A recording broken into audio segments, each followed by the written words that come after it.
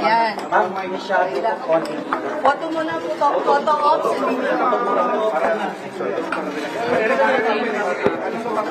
Ate, yahay na tayo dito.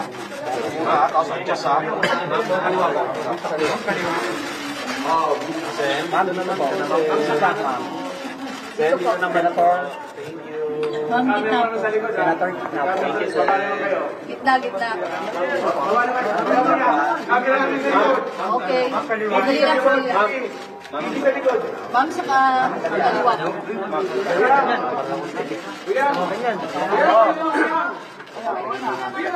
Okay. Question. Alright, so. Question. First posting kasi na ma'am. Okay lang. Isa lang. Yung PBS na, Sige, Asher. sino po yung mga kinasuhan ay sinama po natin sa reklamo natin sa India? Una, nandito ako ngayong umaga, gaya ng sinabi kong gagawin nung Lunes, kasama sina Attorney Britannico at yung kanilang firm para maghain ng reklamo sa National Bureau of Investigation. Pangunahing layunin ng reklamo, alamin sino-sino ang nasa likod ng pag-produce ng video, 2 video na ni Michael Maurilio. Dahil hanggang ngayon, wala pa ring umaamin, wala pa ring nag-aangkin.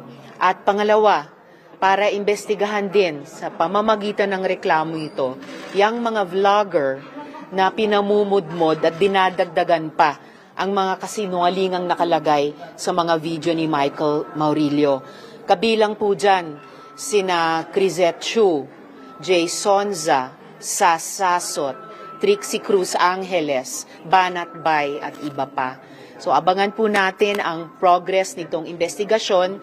Unang hakbang pa lang ito, aalamin po namin at sa payo ng aking mga abogado kung sino pa ang dapat kasuhan at ano-ano pa ang dapat ikaso sa kanila.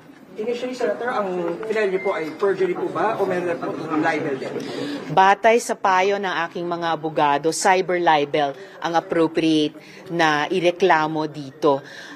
Sabihin ko po sa inyo, bilang isang nagtatrabaho sa public service, bukas ako lagi at dapat lang bukas lagi sa mga puna, sa mga kritisismo. Pero hindi ako papayag sa ganitong mga pagsisinungaling, mga mapapang